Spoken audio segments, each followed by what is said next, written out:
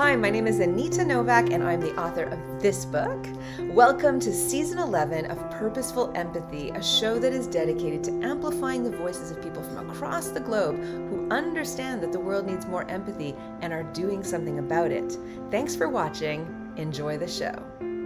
Welcome to a new episode of Purposeful Empathy. Today I'm joined by the fabulous Dr. Erica Steele, who's a board-certified naturopathic doctor, a doctor of natural medicine, and a certified functional medicine practitioner who has been in family practice with over 20 years of experience in natural health care. As a drugless doctor, Dr. Steele has a unique approach to healing that focuses on natural remedies and treatments, helping her patients achieve optimal health without the use of pharmaceuticals. Dr. Steele is known for her compassionate and personalized approach to patient care, working closely with her patients to understand their unique health needs and develop a customized treatment plan that addresses their individual concerns. She is passionate about helping the world understand and appreciate all that natural health care and holistic medicine have to offer. She's also been featured on The Doctors, Fox News, and is a columnist for Psychology Today. Welcome to the show, Erica. Yes, welcome. Thank you for having me. We were just having a great chit chat about all the media work you do, and you're giving me lots of great advice. I really appreciate that. Yeah. I want to start off with just a straight, I want to understand better, and I'm sure other people who are listening want to understand better. What is the difference between naturopathic doctor, doctor of natural medicine, functional medicine practitioner? What are all those? Because you are all those. I know. Yeah. And I've got so many more. I've got 6 degrees. So I have a lot of education, hundreds of certifications. So, and I love education. So I love teaching people what all the stuff means, right? So doctor of natural medicine, we'll start with that. Those are all like the modalities, like homeopathy or herbal medicine or supplements or nutrition. Though that education was really like a baseline training for my naturopathy doctoral. And it really taught me like Ayurvedic medicine and Chinese, medicine and helps me with all those exposures to that. Whereas my naturopathy degree, so naturopathy is based from Dr. Benedict Lust, who came from Germany to the States in the 1900s, and he brought nature cure. And so there's 6 principles that we utilize to be able to treat people. So like doctor is teacher, prevention is cure. Or excuse me, prevention is actually better than cure, if you will. And so, education, we want to educate our patients on what we need to do. We want to look for the root cause, and we definitely want to use naturally occurring substances. So naturopathy really is about natural healing and healing the body and returning the body to its natural state. We believe that the body can heal itself if it's given the right environment. And so our job is to educate our patients on how they can practically create that environment that's conducive for healing. Now, functional medicine is a totally different, it's an extension, I would say. It's not totally different. I'd say it's an extension. And what that extension is it adds all that laboratory technology. Because you think about it, naturopathy is very old, like I said, from late to 1800s to early 1900s. And so the advancements now in laboratory diagnostics and all of the different tools that we have now, we use in functional medicine. So it really teaches all the laboratory technology, all the biochemistry, and really that's the roadmap of how the body heals. So if we understand the laboratory diagnostics and the biochemistry of the body, then we really have a roadmap to be able to treat bodies. So we always say we don't guess, we test, and that way we understand exactly what we need to do and how we need to do it in order to help patients heal. It really helps us to optimize supplementation, so you're not just throwing pain up against a wall to see what sticks. You're really giving a very clinical treatment protocol. So that's the difference. That's fascinating because I'm thinking that, the body, the human body has some major organizing principles, but there's not a one size fits all when it comes to healing and treatments. And then I also think, I might have a certain openness to everything, all the work that you do, but I wonder what you would say to sort of the cynics, the skeptics that are like, go to a doctor, real doctor, Yes. get the surgery, get the intervention, get the pharma, involved. Yes. What do you say to that? Yeah, so I'm actually also trained in integrative medicine. So I'm trained to work alongside allopathic doctors, right? And so it's not us against them. It's not like, oh, they're evil. I'm not an alternative doctor, even though some people are like, oh, you're an alternative medicine doctor. Because alternative actually has the least amount of science to it. And it suggests you have to choose. It's not about choosing, right? It's about, okay, do I want to take personal responsibility as a patient and know what to do practically? Or do I just want to ignore it, not deal with it, not treat it, and then it's just manifesting underneath the surface, and then go into the doctor, they give me a pill, and the pill's going to fix it, right? People don't just wake up and have disease, right? I know we have this concept that we're just powerless. And then one day we just wake up and all of a sudden, yeah, out of nowhere, it's really because we're unconscious to our health. We disassociate, we're not present, we're not taught how to be with our bodies, listen to little subtle clues that our bodies are telling us. And so what happens is those little subtle clues, right, build up, build up, build up. And usually by the time people wake up to the reality of what's going on, it's not too late, but it's advanced to the point that they need to have a pharmacological stabilizer, which is known as a prescription medication, or there's a structural issue and they need to have a surgical intervention. However, there is a long runway to that, and I think the sooner people wake up and realize they have personal responsibility for their health, even with genetic factors. Genetics only accounts for less than 30%. I'm trained in genetics and methyl genetics. It only accounts for less than 30%. So we've learned now, because the Genome Project, that we're not a victim to our genes. We are responsible. And through lifestyle changes, most diseases really are relative to our lifestyle, specifically the metabolism. So that's what we're eating, what we're digesting, what we're assimilating, and then ultimately how our body is detoxifying all the things we're exposed to on a daily basis. Right. Okay. So this kind of speaks to the broader themes of what's going on for our organism. So you mentioned one, which is like just food intake. Like we are eating a lot of crap in our culture, and we could change that. Then we're dealing with a lot of stress. Okay. And Yes. that's contributing. And then we also live in a society where not only do we have personal trauma, but we have collective trauma and intergenerational trauma. So I'm wondering if you could speak to some of the things that people should be doing to live a more healthy lifestyle. Yes.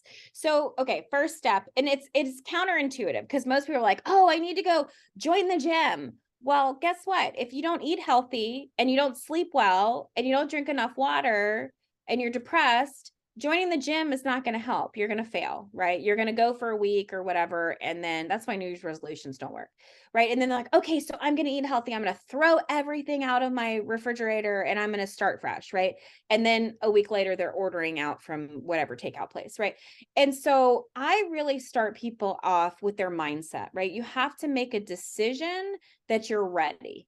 Okay? If you haven't made a decision, then that's not going to work. And so there are stages of change. There's pre-contemplation. You're thinking about, maybe there may be something going on that I need to deal with. There's contemplation. Oh, there's definitely something going on and I need to do something about it. And then there's action. Okay, so there's something going on and I'm going to now be in action about this, right? So there's a preparation in your mindset that leads us up to action. It's not, people don't just wake up and go, okay, now I'm going to do something. So we have to have a mindset of it. Then our emotions come in, right? So if I'm like, okay, I'm ready to change because I feel stuck, sick, unwell, I'm tired of feeling this way and I no longer want to feel this way. So now I'm going to make some changes, right? So the first thing that I'm going to do after I decide that I'm going to make a change is just put water in my body, right? As simple as it is, half my body weight in ounces in water, right? You would be shocked at how many different conditions and symptoms are relative to just dehydration, simple dehydration. So now I'm going to start drinking water and I'm going to start making a habit of that, right? I'm not going to fix my diet. I'm not going to go join the gym yet because we have such this all or nothing mentality. It's like, I've got to rush out and do everything. And then I crash and burn and fail. And then I get to feel sorry for myself and beat myself up and, oh, poor me. And I'm back to the victimhood. And that's that little triad works, I guess, for a while for certain people. But eventually eventually, when you're really ready to make those changes, you realize that health is built consistently, deliberately over an extended period of time. It's not going to be the big bang. We've let that go. So we start drinking water. We get really good with that. Let's say we start doing that for a few weeks. Yay, right? And then we go, okay, so now I'm going to tackle this diet thing. And then there's a certain order that we do that. So the first thing is protein, protein, protein. Protein helps our body to repair and heal. So, and also stabilize our blood sugar. If we don't have a stable blood sugar, we don't have foundation to our health. So now we're not going to focus on calories yet. We're not going to focus on fats. We're not going to focus on carbs. We're not going to focus on a diet. We're just going to focus on, okay, I'm going to get adequate amounts of protein. And that number is different for everybody. I would say on average, most adults are anywhere from 70, depending on their activity level, between 70 and let's say 150, 160 grams of protein per day. Some people are like, I don't even know what a protein is, right? Or some people are like, I don't like to eat meat, so I need to find vegetarian sources. So it's really understanding, because this is a learning. You're learning a lifestyle. This is a lifetime situation. This is not just something you're going to do for a short period of time to, fix this and then move on. So it's really slow and steady wins the race. So we get the protein up, we get the fat down, because everybody's eating way too much fat, which is why everybody's walking around 2 and 3 sizes, too big. And I get that there are people with fluctuating body sizes and all of that sort of thing. But when you have visceral fat, which is fat around your organs and fat around your midsection, now you put yourself in a metabolic syndrome, you put yourself in alignment for hypertension, diabetes, etc. So we don't want to do that. So we get our fat down to 20% of our total ratio of our calories. We get that down, which, believe it or not, can be challenging for some people, especially if they have emotional things that they haven't dealt with. That fat is very soothing. It's very comforting. It's very heavy.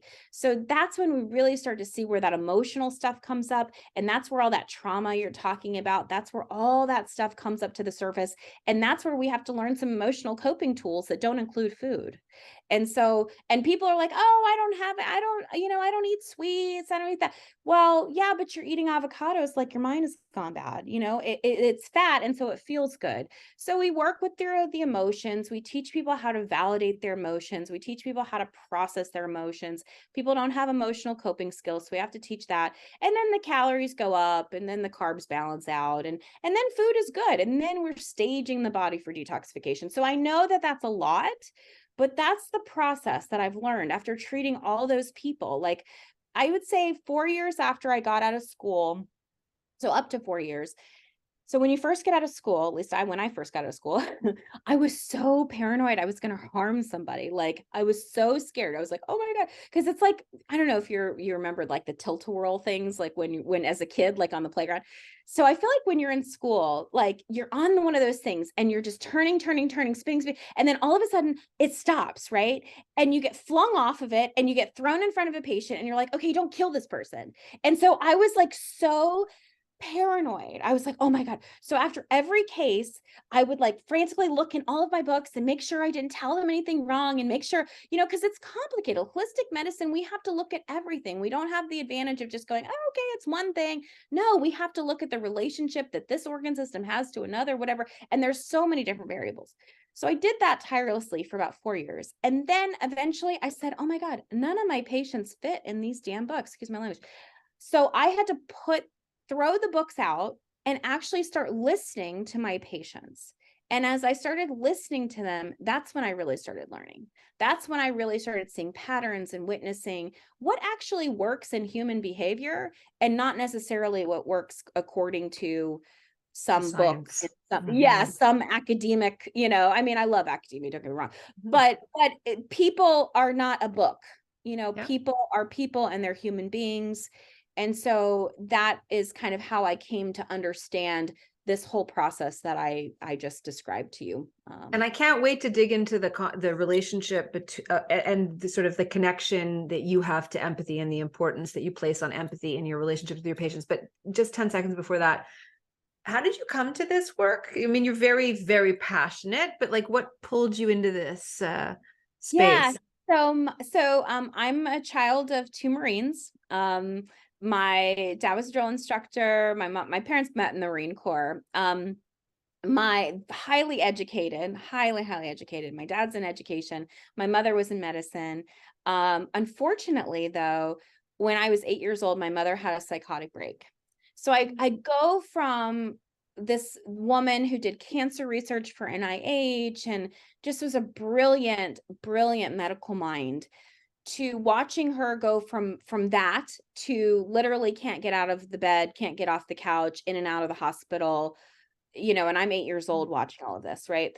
Mm. And I kept seeing that no matter how many drugs that she was on, she never got better. And her bathroom turned into a Walgreens pharmacy. And for me, although I believed in science and I ran around labs with her, I went to organic chemistry classes with her. I'm also a Native American on both sides. So I also went to Reiki attunements and sweat lodges and rebirthing. So I always knew there was this science that could be proven or disproven, but I also knew that there was this faith-based world that couldn't really be proven or disproven, but we knew that it worked, right? And so watching all of that and eventually leaving my home at 16 years old, I say that I was recruited at birth and then I went AWOL. I just realized that, I needed to learn what it meant to heal myself. Coming from that traumatic background, I really wanted to understand what it meant to heal myself before I helped other people heal. Because I didn't want people to go through suffering. I didn't want people to go through the traumas that I had experienced, let alone what I watched with my parents. My parents both have had just horrific traumatic experiences. So I wanted to break those cycles. And I also wanted to learn the full breadth of the human experience. So that's what got me into this field, is really trying to understand how to not only end suffering, but how to heal people and heal people naturally. Because I didn't like what I saw. I know it has its place. I love allopathic medicine for what it has done. It saved my life. It saved many people's lives that I know, and it definitely has a place, but it's not the only place. And so, especially with all my indigenous roots and ancestry, I really wanted to bring that back to the forefront instead of it being kind of hidden and buried. So, So yeah. I imagine that, 20 years ago, okay, 100 years ago, what you were saying made sense in a lot of circles. And then all of a sudden we've got this, what did you call it? Allopathy? What is it? Allopathy. Allopathy is like medical science, doctor stuff. Is that it? Yeah, yeah, yeah. It's Okay. like your MDs, your DOs. It's a diagnose and manage model. Okay. So then that shows up and that kind of infiltrates all over the place, including in childbirth, right? Which is like, Yeah, when you learn about how far away we have moved from what the yeah, experience could be and should be in most cases, anyways. Okay. So I'm imagining, that there are things that are entering the mainstream now. Like what you're saying now about your work does not sound as strange as it did maybe 20 years ago, and oh doesn't yeah, sound as woo-wooed as it did 20 years ago, right? I yeah, use like oh the yeah. discourse I was, of the yeah, day. I was a hippie and a quack back then. Yeah, for sure. So Yeah. are you surprised? Are you elated? What are you learning about now that is seems far out there and 20 years will be like, duh? Yeah, it's still kind of surreal, honestly. Like, because I never saw myself as like a mainstream person, right? And so it kind of just crept up on me, really. Because again, like I followed my heart, I followed my bliss, I followed, I'm deeply spiritual, being a native, I'm just deeply spiritual. So I just followed what God had for me and my mission and my purpose and all of that. And I was obedient, not always, right, as a little rebel, but I settled into it, right? I kind of was like, all right, I guess, and so um I've always focused on the step that I'm on or the next step, and I never really focused on what everybody else was doing. That was never really, because I was very clear with my message and what I wanted to do and what was for me. And so I always was kind of going against the grain and going against the norm, but I really didn't care because it really resonated with me deeply, right? So then I kind of look up and go, oh my gosh, like now people are like trying to emulate and trying to figure out and and then there's just like a lot of bad stuff going on too. Like people are like way not trained. And here's the other thing, right? You can go to school all day long, But if you do not actually practice this in your daily life, right, you're a false prophet. And so there's a lot of that going on. There's a lot of charlatans out there. And so I think I think it's like, for me, I go back to the word surreal, because I'm grateful that there's this expansion of consciousness, right? Um, I never needed to be one of the cool kids. I was always kind of popular because people are very drawn to who I am, which that has kind of good and bad to it too. But I appreciate the fact that people are expanding and people are waking up. I do think standardization is extremely important in different structures and different fields. And I also think the purity of certain care it definitely needs to remain. Like naturopaths, we originally were drugless doctors, and I stand on that. There are a whole group of naturopaths that want to be drug doctors as well, and I don't feel like that has a place. In the beginning, in the early 1900s, there was all kinds of doctors. There was naturopaths, there was homeopaths, there was chiropractors, there was medical doctors, and they all practiced very differently, and there's osteopaths, and they all celebrated each other. And then I don't know, a little man by the name of Rockefeller got involved, and all of a sudden now it has become this massive industry. And it's very much of like who's who, and either you're in or you're out, meaning you're a part of the system or you're not a part of the system. If you're in the system, you're accepted and appreciated and not questioned. If you're out of the system, you're questioned all the time and beat up and publicly shamed, and all of these dynamics, right? And so you do have to kind of put blinders on if you want to go into this field, sadly, just because you're going to get a lot of polarizing back and forth. And that's what a healer does anyway. People are think, oh, healers make everybody feel good. Not really. Like we bring out what needs to come to the surface. So, I mean, just me breathing sometimes is triggering to people, believe it or not. So I think that I'm looking forward to seeing the advancements. Where I believe that we're going is this incorporation of Eastern medicine into Western medicine, because really Western medicine is only very young. Eastern medicine has been around for over 10,000 years. And so now we're moving into energy medicine, biofrequency, more on the quantum physics level. It's still a little woo-woo, people are still clutching their Bibles, so it is kind of, coming in, but there's such a huge potential with that. I mean, Dr. Bruce Lipton, amazing geneticist, he really pioneered and brought that to the forefront. And then we're seeing so many other people, that are adding more to the equation. I bring a lot more of that feminine energy to it. I bring a lot more of that healing native kind of earth mother sense to it all. Because it's really about a deep knowing within yourself. And so however you want to call that, or whatever you want to call that, but because predominantly the people in that energy medicine space, not everybody, but a lot of them have been more male driven, and definitely not a lot of people of color, which, from our indigenous roots, like this was the way, like this is how we practice, this is how we live our lives, this is what we do. And so I'd like to see a little, maybe like we can turn down the imperialism a little bit, and we can turn up a little bit more of the celebration of culture and diversity, and really bringing everybody's heritage to the forefront. I would love to be able to see more of that. I mean, I travel the world all the time, and work with different people, shamans and various different people from different backgrounds, to be able to see what they're up to. So yeah, I think that's kind of where we're headed, more indigenously driven and respected healthcare. And then also to definitely more in the energy medicine space. And in the nick of time, not only for our own health and well-being, but our planetary health and well-being too. There is something to be said about indigenous wisdom.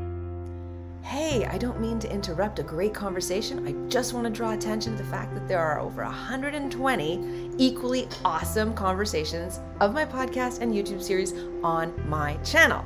Please subscribe. The world needs more empathy, and you have a role to play. Okay, want to ask you, how does empathy impact patient outcomes and their satisfaction in healthcare?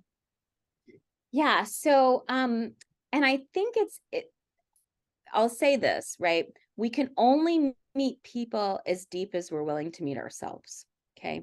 Mm. And so, again, if the doctor has not done their own personal work, right? And they view themselves as a hammer, right? And they only see nails, they're going to miss a lot of screws. And so that's really where, like I was telling you before, I had to push my books away and actually listen to my patients. And if I didn't do that, I wouldn't be the doctor that I am today. My patients are really who taught me how to be a good doctor. And so in healthcare, it is absolutely imperative that we drop our egos, right? We remember that we're humans. We begin to get in touch with our deep levels of humanity. And it doesn't mean we have to be incestuous and we have to lose our ethical boundaries and, all of these things, right? But we do have to actually like people to treat people. So there's that piece that I think sometimes can be missed. And if you think about it, like, this is kind of how I knew I was a little bit different in healthcare. I remember going to a medical conference, and there's all different types of doctors at these medical conferences, right? And I'm sitting around the table, and like, this guy over here is like trying to use the biggest words in the book, and this one's trying to, like, top us with all their research, and this, it's like a big show, right? And I'm sitting there, so I say something a little on the progressive side, not totally progressive, but just like, hey, what do you thought about this? Oh my gosh, you would have thought, like, oh my gosh, Dr. Steele, how could you say that? And that's not this. But I mean, it was like, I was like, all right, cool. I'm gonna be at the mini bar. Y'all take yourself way too seriously, right? So I think the first thing is as doctors, right? We have to learn that we're humans. We also have to put ourselves in the patient shoes. Um, I had a previous partner who struggled and passed away of cancer, right? And so that was a very sobering experience for me, because I got to learn what it was like to be on the patient side, and all the feelings of fear and desperation and, sleeplessness and anger and just all the, like, waves of emotion. And so doctors really have to learn to listen to their patients and understand where they're coming from, instead of trying to fit them in a book, trying to rush them out the door, and also dismissing what they have to say. I think that's really important too, that we actually start listening from a human space and less from a hierarchy, superiority, I'm better than you, I have more student loan debt than you have kind of space. So that, I think, really is where empathy really needs to come in.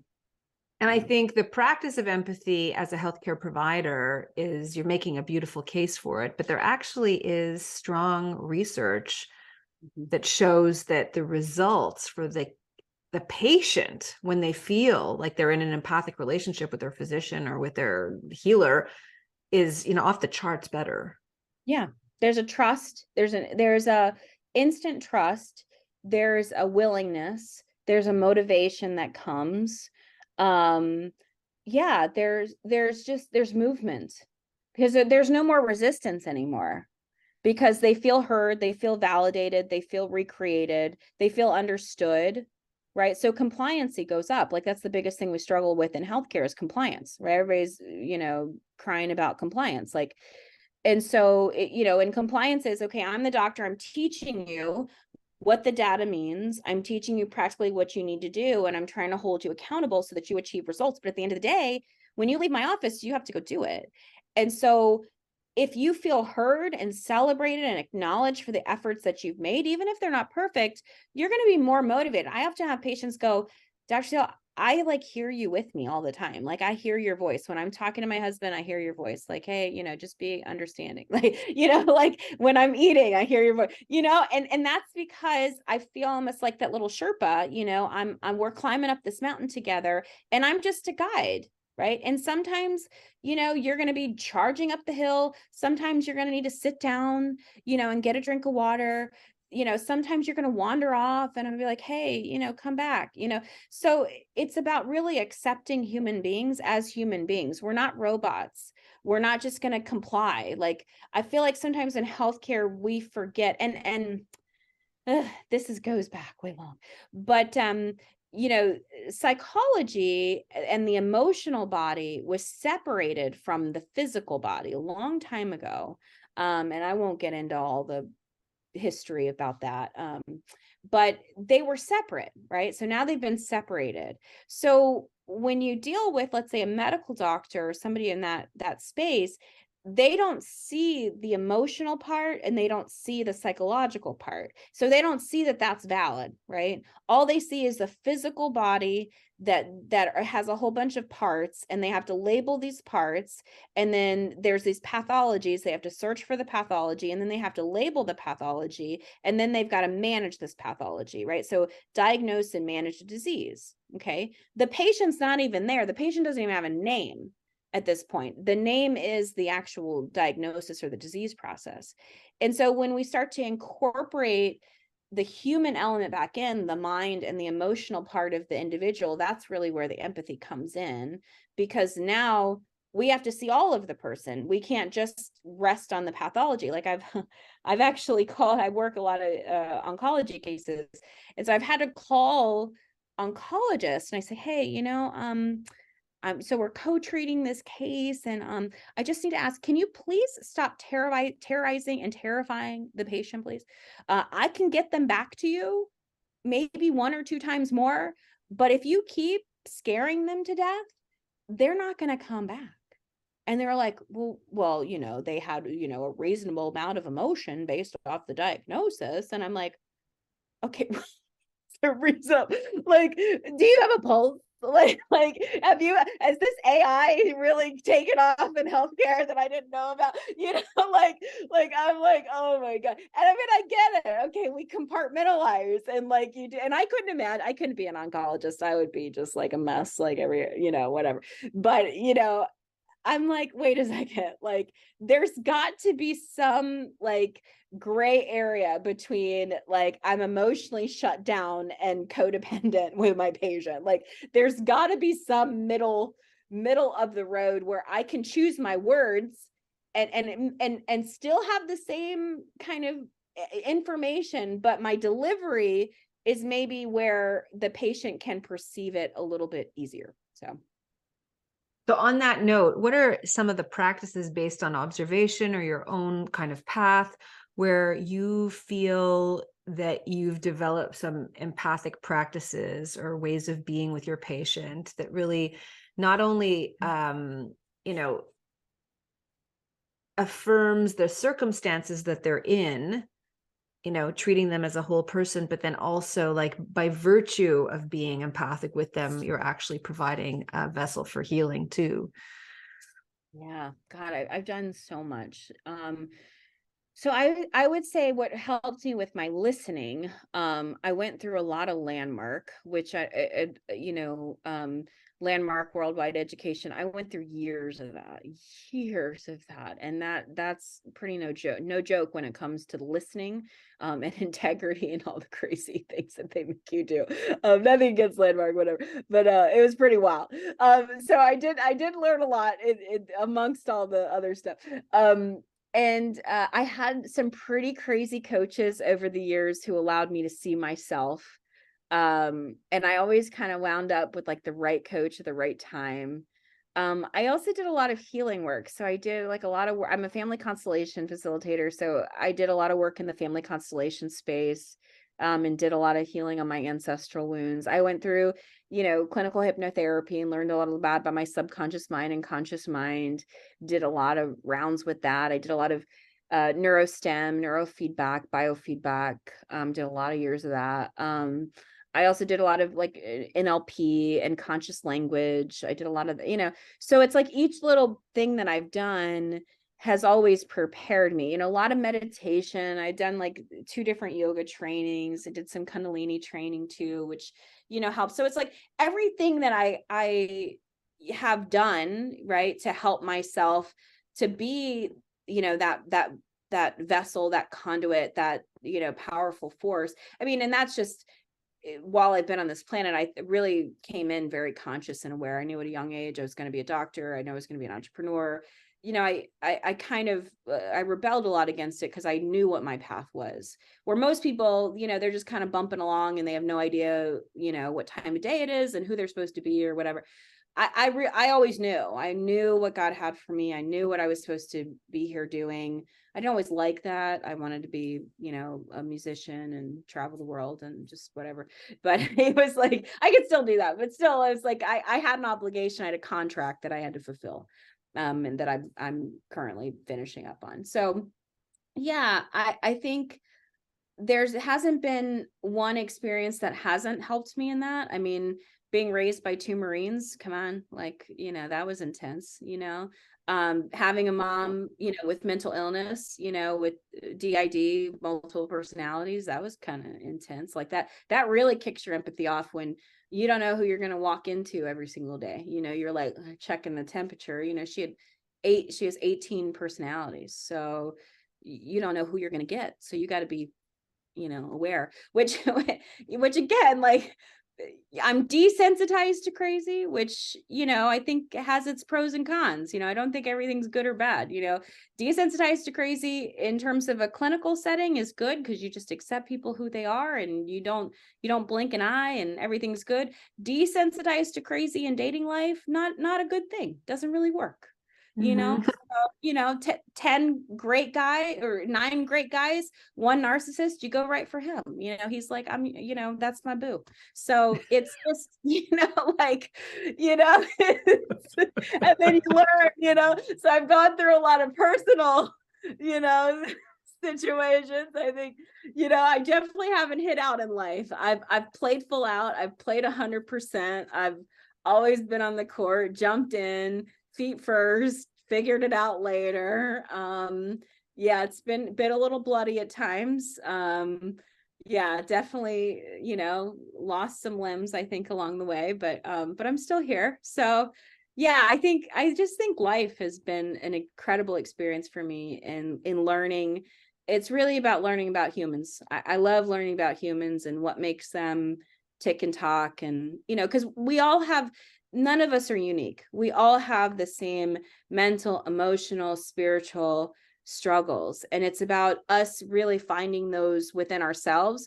And the deeper the work that we do, again, that way we're able to actually see and witness and observe and connect and empathize with another human being. And when you can come up next to somebody and go, yeah, I get what that looks like. I understand what that feels like. I can appreciate that. And this is what I did. This is the step I was on. This is the next step, and the next step.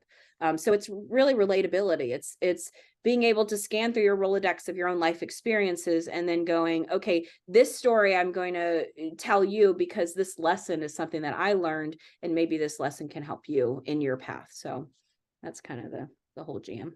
Well, I want to pick up on what you just said. So I have two questions before letting you go. This has been so awesome. So it's a deep question here. You've just, surfaced the important role that empathy plays outside of, let's say, healthcare, but in general, just holding space for people, recognizing their intrinsic value, all of that. In a parallel universe, if we were fully dialed up, the volume way, way, way up on our empathy, what do you think the world would look like? So you're talking about ascension, which we're in that process right now. I mean, again, it looks a little dumpster fiery right now. But I think it's supposed to be like that. I think everything's supposed to kind of burn off and, look like a dumpster fire before, it gets better. It's just like, in California, for instance, we have, we have all the forest fires and stuff like that because it gets so dry, right? But what's cool is like, okay, one day it's like everything's torched, right? And then, after a little while, you go back and things are peaceful, and all of a sudden little sprigs of green are coming and there's a renewal. And I think that's where we're headed, is towards this renewal. It's definitely going to take a collective effort. It's not like a one-man job at all. I think everybody has to look at themselves and face their own issues and be, radically responsible in their own transformation. But I think it's love. I think it's peace. I think it's joy. I think it's happiness. I think there's a new set of values that we're going to have in this new awareness, right? It's not about success and money and power and control. It's about community and support and understanding and compassion and forgiveness. I think we're going to a much gentler, loving place if we don't kill each other first. So we'll see how it goes. So We're in ascension. I love that. yeah. Dr. Steele. Yes. Last question that I ask my guests, and I love asking this question because I never know what I'll get, and I suspect that yours will kick my butt, and I'll just be walking to class today thinking about your story in a good mood. I don't know. I don't want to project. That's just a gut feeling. Can you think of a time when you were on the receiving end of empathy and what that meant for you? I was on the receiving end of empathy. The most recent experience I think I had, so I was coming back from a international trip, and I had a not so great conversation on the phone. For whatever reason, I was really feeling like emotionally abandoned and very drama. I play out my own little telenovelas all the time. So I just was really feeling, I don't know, like victimy and feeling sorry for myself. And, just I was an actor. So it's like cue the drama. So, but I wasn't saying anything, right? I wasn't crying or anything like that. But I just had this overall like just energy, right? So I was getting off the plane and of course I always look fabulous. So, not today, but normally I do. So, I'm like off the plane, I'm like getting my luggage and I'm just like, I had this whole energy of just like sorrow and sadness and suffrage and whatever, right? Yeah, I know I'm painting the whole view. And I'm like going out to my, to pick up my lift or whatever. And this little sweet lady is just walking by and she just looks at me and she says, "Are you okay?" Mm. And just that simple like acknowledgement, right? Because prior to that, I mean, like I had, been on the plane, nobody said anything. And not that I was expecting, right? I wasn't expecting anybody to say anything, right? Like I was in my own personal telenovela, like this was a single audience show. And I was getting off the plane, nobody's, of course, like nobody even acknowledged, that I was, and I know how to turn down and turn up my energy, right? But the fact that I was seen and the fact that I was acknowledged and the fact that somebody really got that I wasn't, at 100%, that was really like, wow, I am important. I do matter. Like people are paying attention. And so I would suspect that that was an experience of empathy, most recent. I've had many, but most recent that I could grasp on. Erica, I love that story. 4 little words, but actually they're 4 little letters. Are you okay? Yes. Let's leave this conversation, all of you listening, watching, with that question, are you okay? And find a way to ask that, not all over the place, so it becomes, a game, but that, we just look for opportunities where we could spot where that question could be useful. What a gift. Yes. And I would add this, right, to that. Okay. So when you ask that question, right, be prepared to hold space for the answer. Because I have also found too that when people ask that question and I like am honest, like, no, I'm not okay. Like I'm a mess, right? Some people are very uncomfortable with just allowing you to not be okay. And so there is definitely a need for you if you're going to ask that question, that you're willing to detach from whatever the answer was going to be. Like, it's not like the passive, like, hi, how are you? But like, we say those things like just so generally. And then, you know, when somebody, you know, people lie, they're not truthful, right? Even though you can tell they're not okay, right? And they say they're okay, right? So I would also say, as a caveat, asking that question, being prepared to hold that space, and to the receiver, being honest with themselves first, and then with the person that's asking. So, yeah. Beautiful. No wonder you are so beloved. It was such a great treat to meet you and have this conversation. I wish you all the best with your many practices and your many modalities and your ongoing learning. All the best to you. Thank you. And thank you to everyone who's been watching and listening. We'll see you next week at Purposeful Empathy. Thanks so much for watching another episode of Purposeful Empathy. Please subscribe to my channel. Please consider buying a copy of Purposeful Empathy. Remember, the world needs more empathy, and you have a role to play.